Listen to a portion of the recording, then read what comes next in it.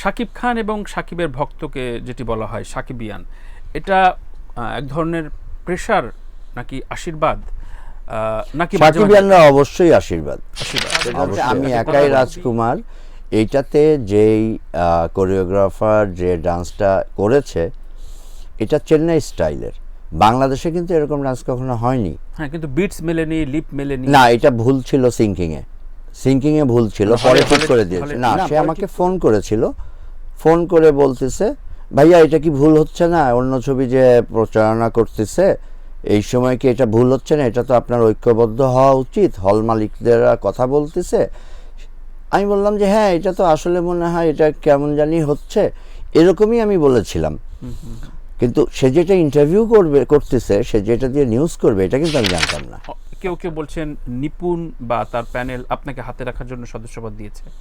না, আমাকে হাতে রাখার তো কিছু নাই, বিকজ ওখানে তো আমার কোনো ইনফ্লুয়েন্স নাই। আমি তো ইনফ্লুয়েন্সিয়াল খুব পারসন না, আমি কোনো মতেই ইনফ্লুয়েন্সিয়াল পারসন না।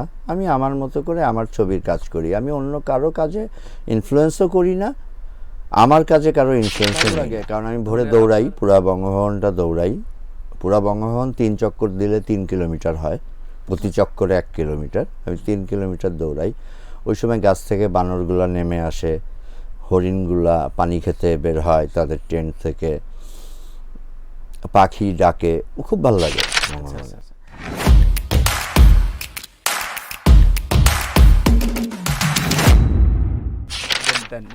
আপনি হল প্রতি 9 থেকে 10 লাখ টাকা বুকিং মানি চার্জ করেছেন, যেটা বাংলাদেশের ইতিহাসে কখনো ঘটেনি, এটা খবরে এসছে।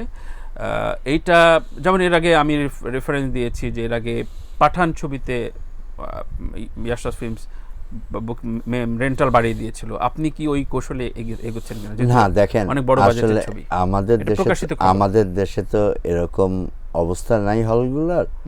তো এই কথাগুলো যারা বলে তারা কোত্থেকে এই কথাগুলো পায় আমি জানি না।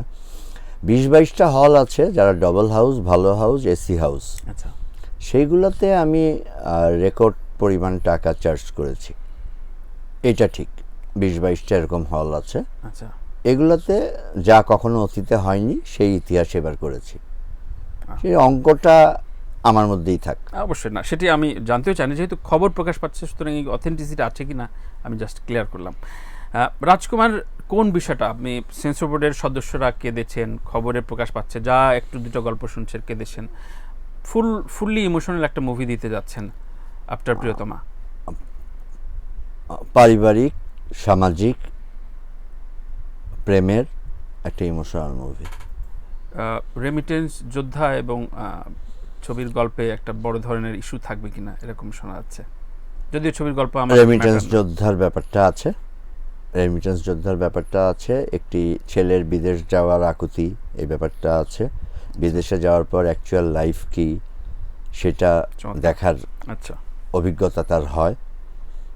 যাই হোক, বাকিটা হলে গিয়ে দেখুক, আমি এটা নিয়ে আসলে টকশোতে আলোচনা করতেও চাই না। আসলে আপনি কয়েকদিন আগে একটা ইন্টারভিউতে বলেছেন যে অন্য ছবির প্রচারণা রাজকুমারের প্রচারণাকে ব্যাহত করছে, ক্ষতি করছে, একটু ব্যাড ক্যাম্পেইনগুলো। না, আমি কিন্তু ইন্টারভিউতে এরকম বলিনি। এটা হেডিং আসছে। না, এটা একটা পত্রিকা লিখেছে, একজন সাংবাদিক লিখেছে। সে কেন লিখেছে আমি কিন্তু জানি না। না, সে আমাকে ফোন করেছিল, ফোন করে বলতেছে ভাইয়া এটা কি ভুল হচ্ছে না, অন্য ছবি যে প্রচারণা করতেছে এই সময় কি এটা ভুল হচ্ছে না, এটা তো আপনার ঐক্যবদ্ধ হওয়া উচিত, হল মালিকদের কথা বলতেছে।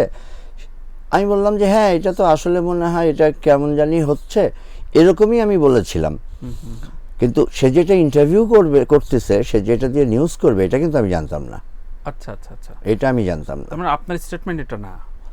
আমার স্টেটমেন্ট এটা না, আমি এটা কিন্তু বলছি না। আমি বলেছি সে আমাকে কথা বলেছে যে অন্য ছবি এখন পোস্টার রিলিজ দিচ্ছে, এটা কি ভুল হচ্ছে না ভাই? আমি হ্যাঁ এটা ভুল হচ্ছে, এটা তো আসলে ঠিক হচ্ছে না এই মুহূর্তে, কারণ ছবির তো এখনো শুটিং শুরু হয়নি, এটা আমি বলেছি। কিন্তু এই কথাটা সে যদি ইন্টারভিউ আকারে করবে বলে যদি বলে করতো, তাহলে হয়তো কথার শব্দগুলো আমি আরো চুজি হতাম। বুঝছি। অর্থাৎ তার মত আপনার উপরে চাপায়ে একটা নিউজ বের করার চেষ্টা করেছে। শাকিব খান এবং শাকিবের ভক্তকে যেটি বলা হয় সাকিবিয়ান, এটা এক ধরনের প্রেশার নাকি আশীর্বাদ, নাকি সাকিবিয়ানরা অবশ্যই আশীর্বাদ অবশ্যই আশীর্বাদ। তারা খুবই আবেগী এবং তারা বিভিন্নভাবে এটা ইনফ্লুয়েন্স করে, এক ধরনের কয়েক লক্ষ টাকার ক্যাম্পেইন ফ্রি করে দেয় বিকজ অফ সুপারস্টারের ছবি করছেন। পাশাপাশি লাস্ট আমি একাই রাজকুমার এই ছবিটা নিয়ে তারা মন খারাপ হয়েছে নানা রকম। না, তারা মন খারাপ হয়েছে এই আমি এটার ব্যাখ্যা যেভাবে চিন্তা করছি বা আমি আমার মতে যেটা বুঝছি সেটা হচ্ছে আমি একাই রাজকুমার এইটাতে যেই কোরিওগ্রাফার যে ডান্সটা করেছে এটা চেন্নাই স্টাইলের, বাংলাদেশে কিন্তু এরকম ডান্স কখনো হয়নি। হ্যাঁ, কিন্তু বিটস মেলেনি, লিপ মেলেনি। না, এটা ভুল ছিল, সিঙ্কিং এ ভুল ছিল, পরে ঠিক করে দিয়েছে। না, পরে ঠিক করে দিয়েছে তো এটা। আচ্ছা, পরে ওটা যখন প্রথমবার ছেড়েছিল তখন সিঙ্কিং এ ভুল ছিল, পরে ঠিক করে দিয়েছে। আচ্ছা আচ্ছা, ফলে তো অবশ্যই সেটা থাকবে না। সুতরাং একটা ভালো খবরই আসছে। কিন্তু হিমেল আশরাফ এবং আশাদ আদনান এই জুটির ছবিতে ট্রেলার আসে না, এটা কি আপনাদের? আজকে ট্রেলার আসছে, আজকে আমরা কথা বলছি। আচ্ছা, সেটাও যদি প্রশ্ন থাকে যে এত দেরিতে কেন ট্রেলার চলে আসছে, তো এবার আসি যে ট্রেলারটাও বেশ বিলম্বে আসে, যেটার আকাঙ্ক্ষা থাকে সবারই যে মুভিটা কোন টাইপের মুভি আমরা দেখতে পাচ্ছি। সেজন্য আমরা যদি বাইরের মুভি দেখি, শাহরুখ বা সালমানের ছবি মিনিমাম এক মাস আগে আসে। আচ্ছা, ট্রেলারটা কি মুখ্য? প্রিয়তমাতে তো আমরা ট্রেলার ছাড়ি নাই, বাম্পার হিট দিয়েছেন, ঠিক আছে, মানে আমি সেটা স্ট্র্যাটেজি কিনা আপনার? আমাদের এবার স্ট্র্যাটেজি ছিল যে আমরা গান দিয়ে শুরু করব, গান ছাড়বো, তারপরে ট্রেলারে আসবো। আচ্ছা আচ্ছা, আপনার সম্প্রতি অভিনয় শিল্পী হিসেবে আপনি সদস্যপদ লাভ করেছেন। জি। তো এটা নিয়ে আবার অনেকে বলেছেন যে আপনি অভিনয় সদস্য হয়ে হয়তো শিল্পী সমিতির নির্বাচন বা না, এটা যারা বলছে ভুল বলছে। আমি কোনো সংগঠনের সাথেই যুক্ত হতে চাই না, আমি ফ্রিল্যান্সার হিসেবে কাজ করি, আমি সবার সাথে আছি, কিন্তু কোনো সংগঠনের সাথে আমি যাওয়ার মতো মানসিকতা আমার নেই। কেউ বলছেন নিপুণ বা তার প্যানেল আপনাকে হাতে রাখার জন্য সদস্যপদ দিয়েছে। না, আমাকে হাতে রাখার তো কিছু নাই, বিকজ ওখানে তো আমার কোনো ইনফ্লুয়েন্স নাই। আমি তো ইনফ্লুয়েন্সিয়াল খুব পারসন না, আমি কোনো মতেই ইনফ্লুয়েন্সিয়াল পারসন না। আমি আমার মতো করে আমার ছবির কাজ করি, আমি অন্য কারো কাজে ইনফ্লুয়েন্সও করি না, আমার কাজে কারো ইনফ্লুয়েন্সও নেই না। তাহলে আপনার অভিনীত কোনো ছবি আমরা পাচ্ছি কিনা 2024-এ? না, আমি ক্যামেরার সামনে দাঁড়াবো না। দাঁড়াবেন না? না, ইউর লুকেটিভ, হ্যান্ডসাম, টল। না, আমি ক্যামেরার সামনে দাঁড়াবো না। আচ্ছা, ভাবে নিষেধ আছে? না, কারো নিষেধ নাই, আমি দাঁড়াবো না। আচ্ছা, আচ্ছা ভাই, গণভবনে ঘুমাইতে কেমন লাগে? গণভবন না, বঙ্গভবন। সরি, বঙ্গভবনে ঘুমাতে কেমন লাগে? সকালটা কেমন লাগে? আমি তো মানে অনেক ভোরে উঠি, খুব ভালো লাগে, কারণ আমি ভোরে দৌড়াই, পুরা বঙ্গভবনটা দৌড়াই। পুরা বঙ্গভবন 3 চক্কর দিলে 3 কিলোমিটার হয়, প্রতি চক্করে 1 কিলোমিটার, আমি 3 কিলোমিটার দৌড়াই। ওই সময় গাছ থেকে বানরগুলা নেমে আসে, হরিণগুলা পানি খেতে বের হয় তাদের টেন্ট থেকে, পাখি ডাকে, খুব ভালো লাগে। ধরেন একটা হিস্টোরিক্যাল প্লেস, অবশ্যই বিশাল হিস্টোরিক্যাল প্লেস, তো সেই জায়গায় ধরেন একটা ড্রিমই থাকে, কখনো তো এই ড্রিমটা আপনার শৈশব কৈশোরের কাছাকাছি ছিল না? না। এবং তো সেই জায়গায় আপনি প্রথম যেদিন বঙ্গভবনে এন্ট্রি নিলেন বা থাকলেন, বাবা মায়ের সাথে গল্প করলেন, আপনি খুব মা ভক্ত ছেলে, আমি বাবা মা দুজন ভক্তই ছিলেন। সো ওই দিনের গল্পটা একটু বলেন, আপনার ইনার ফিলিংটা একটু শুনতে চাচ্ছি আমরা আমজনতা হিসাবে।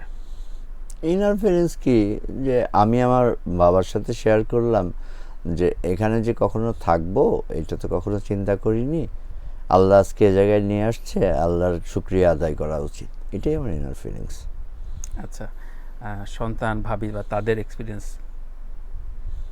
সন্তানদের এক্সপিরিয়েন্স অনেক ভালো, আর ভাবি ছিলেন না, ভাবি তার মার বাসায় ছিলেন,